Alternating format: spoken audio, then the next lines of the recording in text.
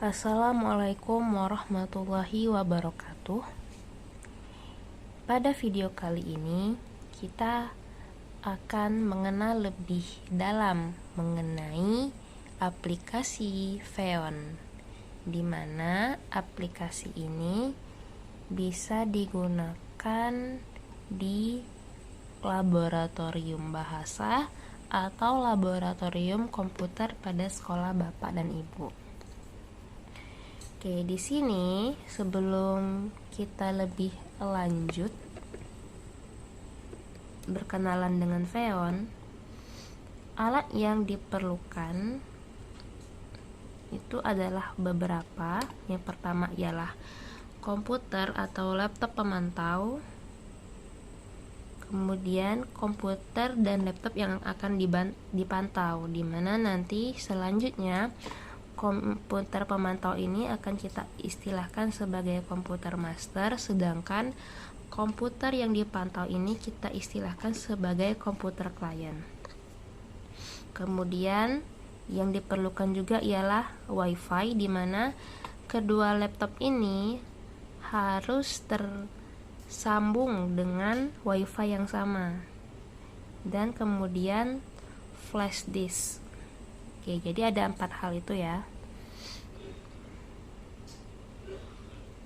Oke, jadi Feon ini dapat kita gunakan sebagai alat untuk memanajemen laboratorium komputer dan juga laboratorium bahasa. Nah, nanti aplikasi Feon ini bisa digunakan untuk beberapa lab sekaligus dan juga beberapa komputer sekaligus. Nah, di mana Feon ini memiliki beberapa fitur. Yang pertama, aplikasi ini bisa memonitoring atau memantau apa yang dilakukan pada komputer klien. Kemudian fitur kedua ialah mode demonstrasi untuk melakukan presentasi dari komputer master dan ditampilkan ke komputer klien. Fitur selanjutnya ialah lock atau kunci, di mana perangkat yang dipilih untuk dikunci itu tidak bisa melakukan apa-apa. Kemudian fitur selanjutnya, kita bisa menyaksikan aktivitas di komputer secara detail, bahkan mengintervensi diri sendiri. Maksudnya kita bisa mengambil alih kursor yang ada di komputer si klien. Oke. Fitur lainnya, kita bisa menyalakan, memulai ulang, dan juga mematikan komputer dari jarak jauh. Maksudnya ialah tanpa kita harus datang ke laptopnya satu demi satu, dan semua itu bisa kita lakukan dari komputer master atau komputer pemantaunya melalui aplikasi Feon. Dan ada juga fitur text message, di mana kita bisa mengirim pesan dari komputer master dan kita kirimkan ke komputer klien via teks. Oke, ada lagi di mana Feon ini bisa menjalankan program yang ada di toolbar nih. Misalkan nanti diatur di Feon Master dan kita akan membuka aplikasi yang ada di komputer klien. Kemudian fitur selanjutnya ialah membuka website. Jadi nanti kita akan menginput apa alamat websitenya, www.blablabla. Kemudian kita bisa melakukan transfer file, yaitu mengirim file dari laptop master ke laptop klien, dan juga tentunya kita bisa mengambil screenshot atau tangkapan layar dari laptop klien. Nah, di sini ada beberapa spek minimal yang diperlukan untuk menjalankan aplikasi Xeon ini. Oke, dari segi hardware atau perangkat kerasnya, setidaknya komputer atau laptop itu memiliki RAM 2 GB. Dan Xeon Master ini memerlukan 20-30 MB per komputer klien. Jadi sangat disarankan bergantung pada resolusi layar klien. Kemudian dengan sistem yang multi inti atau 2-4 inti CPU. Nah, kemudian dari segi sistem softwarenya atau sistem perangkat lunaknya, di sini bisa digunakan Windows pada umumnya. Minimal itu Windows 7, kemudian Windows 8, 10, Windows 11 pun juga bisa, dan nanti akan ada pilihan mau yang 32 atau 64 bit tergantung dari jenis komputernya. Kemudian bisa juga sistem operasi yang lain ya, misalkan Linux, Debian, Ubuntu di sini dan lain-lain. Oke. Untuk mengecek jenis dari komputer kita, ini khususnya pada Windows 10 dan Windows 11 dan Windows lainnya, ini kita bisa menekan pada File Explorer, kemudian kita klik pada bagian This PC atau komputer ini ya, kita klik kanan dan lalu kita tekan Properties, dan lalu pada layar akan muncul detail seperti ini kurang lebih, dimana di sini ada nama komputernya atau device name, kemudian ada edisi Windowsnya, Windows berapa, versinya, kemudian ini tipe sistemnya 64 atau 32 bit. Dan ini nanti kita perlukan sebelum kita menginstal aplikasi Xeon.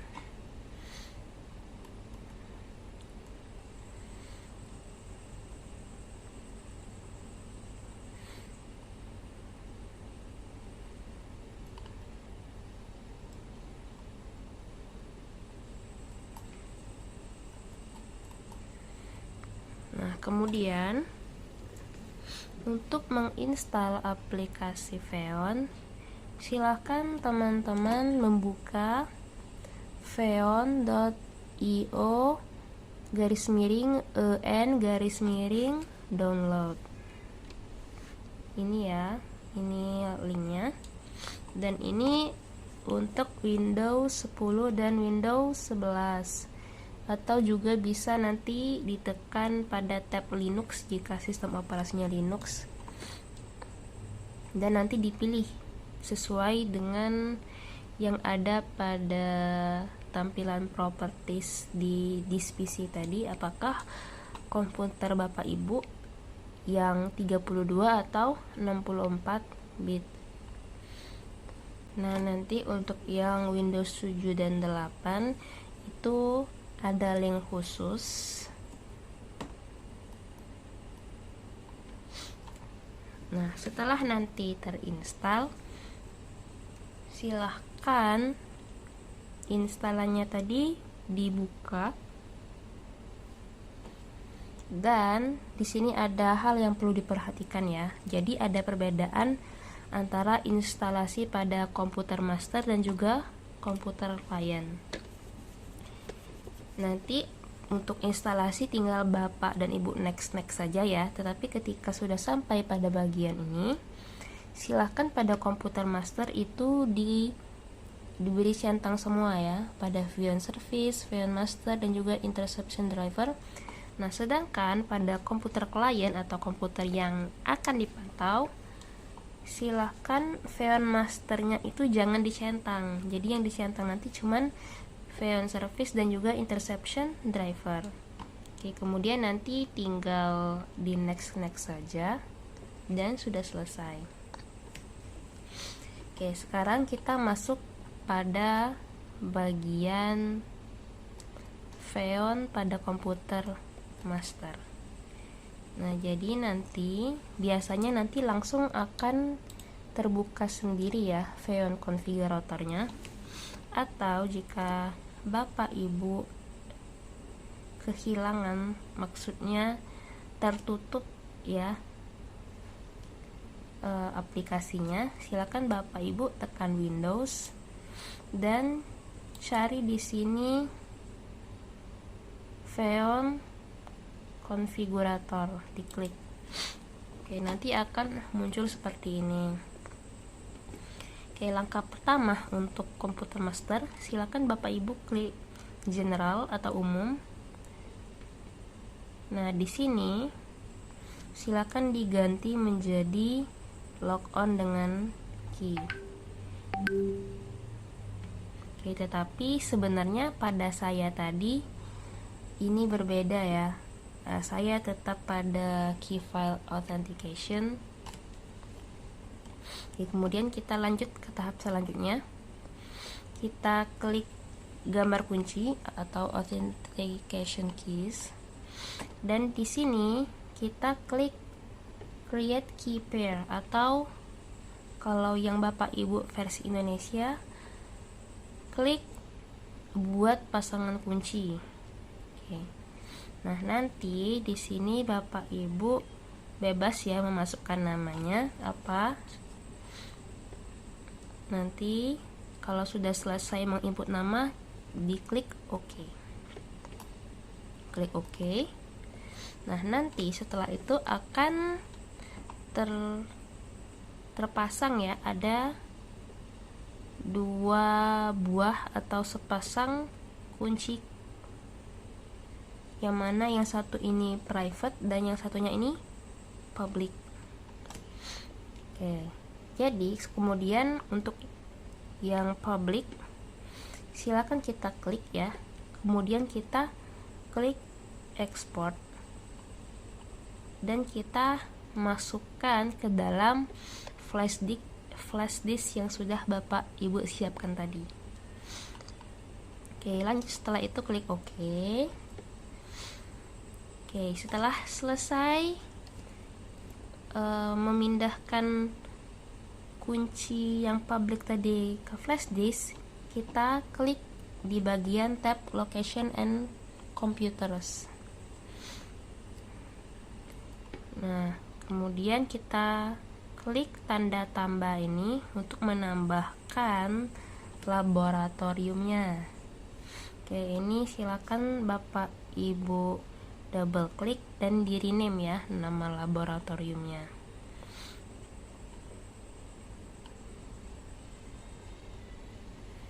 Oke, nanti setelah itu kita akan lanjut ke laptop. Oke, setelah itu kita akan lanjut ke laptop klien, dimana sama seperti langkah pertama tadi, kita masuk ke file explorer, kemudian pada disk PC kita klik kanan dan klik properties untuk melihat nama komputernya, kemudian tipe sistemnya berapa. Oke, di sini ya. Jadi nama komputernya itu misalkan di sini Prodi Pen Ilkom. Nah, ini benar-benar harus disamakan ya, huruf besar huruf kecilnya. Oke, kita catat ini. Dan nama komputer si klien ini kita masukkan ke bagian computers. Nah, caranya ialah dengan menekan tanda tambah dan kita masukkan nama komputer si klien tadi. Kita sesuaikan ya, huruf besar huruf kecilnya sama persis. Kemudian setelah itu nama komputer ini kita copy ke sampingnya di bagian host address. Oke, dan jangan lupa klik apply atau terapkan dan klik yes. Oke, sekarang konfigurasi pada komputer master itu sudah selesai. Nah, sekarang kita akan lanjut melakukan konfigurasi pada komputer klien, di mana komputer klien ini sebelumnya sudah diinstalasi terlebih dahulu ya, dan jangan lupa untuk tidak mencentang bagian Xeon Masternya. Oke, ini sama ya. Setelah instalasi kita buka Xeon Configurator dan pada tab General silahkan diganti logon-nya. Ya, kita ganti dengan key file authentication. Oke, lanjut. Sama ya. Kita tekan authentication keys atau gambar kunci ini, dan selanjutnya kita klik import.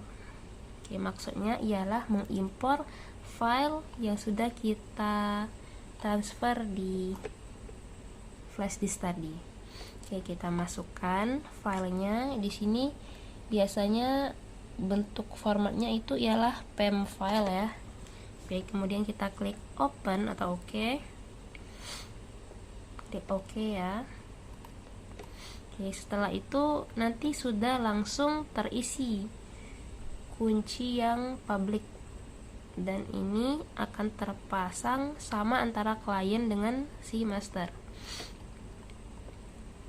Oke, kemudian langkah selanjutnya ialah tekan pada tab Locations and Computers dan kita klik tanda plus untuk menambahkan lokasi laboratoriumnya. Kita double klik dan kita isikan nama laboratoriumnya dan disamakan nama labnya sesuai dengan nama lab yang ada di komputer master. Oke, kita lanjut kemudian klik apply ya. Apply, yes.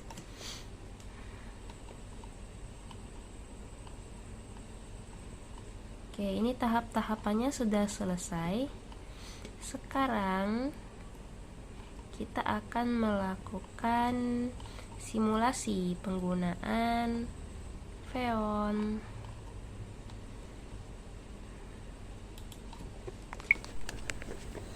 Oke, sekarang kita akan mendemonstrasikan cara kerja dari komputer master dan juga komputer klien, di mana komputer-komputer ini sudah diinstalasi dan dikonfigurasi aplikasi Xeon-nya.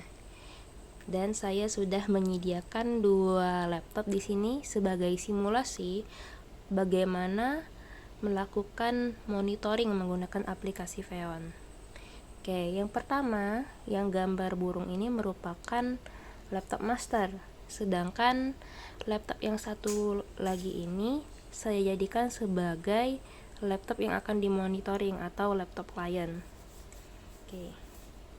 Pada laptop master, kita dapat memulai dengan membuka aplikasi Xeon Master terlebih dahulu. Oke, seperti ini ya. Oke, jadi misalkan di sini belum ada tampilannya, nanti Bapak Ibu bisa tekan location and computer di bagian kiri bawah di sudut, dan jangan lupa untuk menekan nama lab dari Bapak Ibu. Oke, dan di sini sudah terlihat ya bahwa tampilan pada laptop master dan juga laptop klien itu sama. Oke, fitur yang pertama yang bisa kita lakukan di aplikasi Xeon ini, yang pertama kita bisa memonitor ya, yang tadi ini kita lakukan full screen dengan double klik pada layar.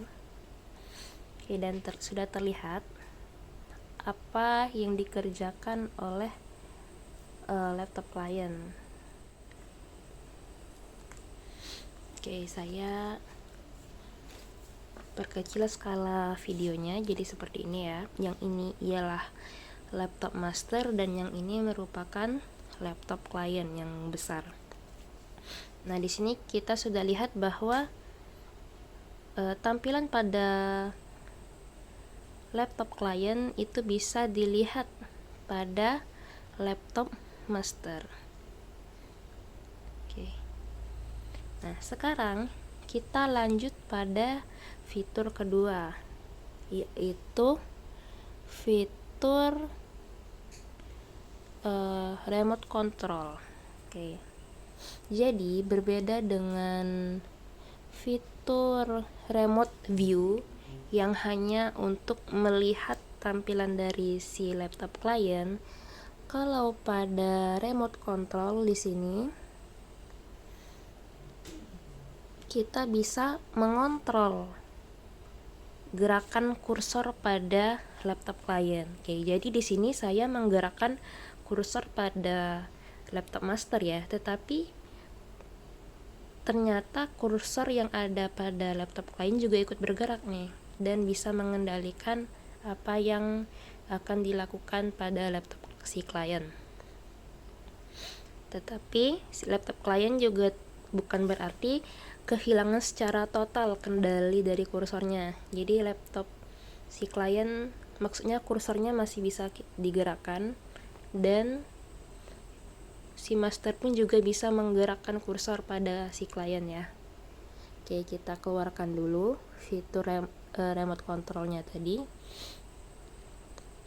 Kita ubah ke view only atau hanya melihat. Oke, sekarang ini sudah saya gerakkan ya kursornya, tetapi pada laptop klien sudah tidak lagi ya kursornya terkendali karena fitur remote controlnya sudah dimatikan.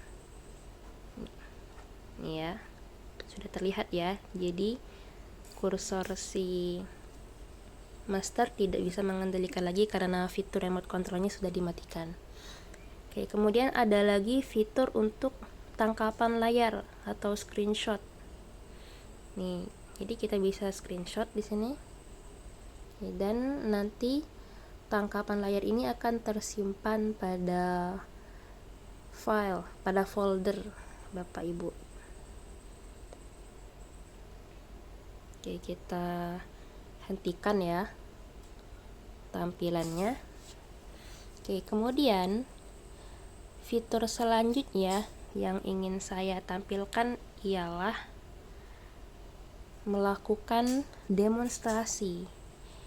Oke, kita tekan di bagian demo sini. Nah, di sini ada beberapa pilihan ya. Di sini kita bisa menampilkan layar kita pada mode full screen. Nah, saya sudah menekan ya. Nah, jadi tampilan pada si laptop klien ini merupakan tampilan dari layar si master. Ini ya. Nah, dan ini ditampilkan secara full screen. Dan pada laptop klien itu tidak bisa berbuat apa-apa selain menonton apa yang ditampilkan pada laptop master. Seperti itu. Oke, kita kembali ke Variant Master. Misalkan kita ingin mencoba fitur yang lain di demonstrasi, kita juga share screen kita tetapi dalam bentuk jendela Windows. Nah, jadi di sini karena dalam bentuk jendela, nanti di pojok kanan atas ada fitur minimize, maximize, dan close tidak bisa ya. Jadi nanti bisa di minimize dan maximize, dan pada laptop lain ini masih bisa melakukan hal lain berbeda dengan full screen tadi ya. Kalau full screen tadi full hanya menonton dan tidak bisa melakukan hal lain. Oke. Kemudian ada dua fitur lainnya pada bagian demonstrasi, namun saya rasa sudah cukup ya. Oke, sekarang fitur selanjutnya ialah lock atau kunci. Jadi kita tekan bagian kunci ini. Oke, dan seketika pada layar laptop klien itu akan tampil gambar gembok seperti ini dan mereka tidak bisa melakukan apa-apa sampai pada laptop master itu dibukakan lagi kuncinya. Oke, ini sudah saya bukakan lagi tadi dan baru pada laptop klien itu bisa digunakan lagi. Oke, lanjut. Tadi yang remote view sudah, remote control sudah. Oke, menyalakan, tapi ini sudah menyala ya. Oke, ini kita juga bisa mematikan laptop klien kita. Jadi misalkan Bapak Ibu memiliki beberapa komputer di lab komputernya atau di lab bahasanya, itu jadi Bapak Ibu bisa mematikannya hanya melalui laptop Bapak Ibu sebagai laptop masternya tanpa harus mematikan laptopnya satu persatu. Jadi misalkan ini ya, kita buat fitur matikan. Kayak ada beberapa fitur, ini langsung saja dimatikan sekarang. Atau ini melakukan update dulu, baru kemudian dimatikan. Kemudian ini mematikan setelah timeout, mungkin ini setelah ada waktu tertentu ya. Dan yang ini mematikan setelah konfirmasi dari si pengguna. Jadi misalkan kita ingin mematikan komputer tapi ternyata komputernya itu masih digunakan, jadi kita konfirmasi dulu gitu ya. Tapi kalau misalkan labnya itu kosong, kita langsung saja tekan pilihan power down now. Oke, ini untuk saya contohkan ya. Jadi saya pilih power down after user confirmation. Jadi nah, saya tekan. Nah, jadi di sini pada laptop si klien ada notifikasi bahwa laptop klien ini diminta untuk dimatikan dayanya. Tetapi ini masih ada konfirmasi. Kalau kita klik yes, nanti laptopnya akan mati, sedangkan kalau kita klik no, berarti kita menolak arahan dari komputer si masternya tadi ya. Oke, karena saya masih ingin melanjutkan simulasinya, saya silang saja. Oke, jadi seperti itu ya. Tetapi ada kuncinya. Jadi, jika ingin melakukan fitur matikan atau juga nyalakan dan lainnya, ini fitur yang terbatas khusus jika Bapak Ibu mengisi MAC address pada Xeon konfigurasi. Jadi ini ya, saya tunjukkan. Ini Xeon konfigurator.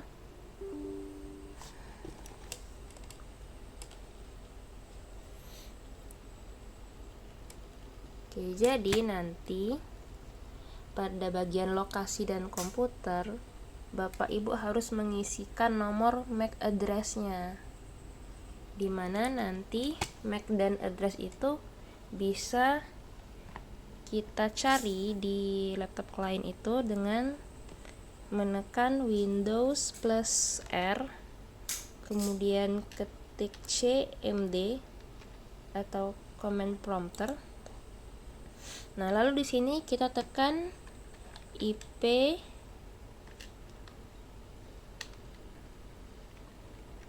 config spasi garis miring all. Nah, di sini nanti akan terlihat beberapa beberapa kata, dan MAC address itu merupakan ditampilkan sebagai physical address di sini. Ini ya. Ini mohon maaf jika layarnya tidak jelas. Oke, jadi itu sekilas seperti itu ya. Nah, nanti nomor di physical address ini tinggal Bapak Ibu salin ke bagian MAC address di samping nama komputer dan alamat host IP dari komputer klien di sini. Oke, kita lanjut. Fitur selanjutnya ialah kita bisa mengirimkan pesan di bagian fitur text message ya. Oke, pada bagian fitur text message ini misalkan saya ingin mengirimkan pesan halo. Ya, halo, saya tekan OK. Nah, di sini muncul di laptop klien tulisan halo ya. Oke, jadi muncul ya. Berarti berhasil. Oke, fitur selanjutnya yang ingin saya tampilkan ini ialah open website. Oke, jadi di sini kita akan mengklikkan alamat website, misalkan ini ya, www.youtube.com. Oke, ini sudah saya klikkan, masukkan. Kita lihat, kita klik OK, apakah akan muncul YouTube-nya di klien. Oke, ternyata langsung muncul ya. YouTube-nya langsung muncul. Atau nanti misalkan Bapak Ibu ingin menampilkan website yang lain yang lebih detail, misalkan FAT atau live worksheet, nanti bisa diklikkan alamat websitenya di laptop master dan pilih pada fitur open website. Oke, selanjutnya fitur terakhir yang ingin saya jelaskan ialah distribute. Oke, jadi fitur ini memungkinkan Bapak Ibu untuk mengirimkan file ke laptop master. Oke, misalkan di sini ya, saya memilih untuk mengirimkan PDF ini. Ini ya, ini judul PDF-nya Bank Soal OSN SMP. Saya klik buka. Oke, di sini ada beberapa pilihan lain nih. Ada hanya transfer, kemudian atau transfer dan langsung dibuka oleh si laptop klien. Dan ada fitur lainnya ya. Mungkin di sini saya tekan yang ini ya, pilih bagian transfer dan langsung dibuka. Oke, kita lihat, klik start, mulai. Oke, ini sedang proses ya. Oke, sedang dalam proses pengiriman. Kita lihat apakah akan terbuka pada laptop klien.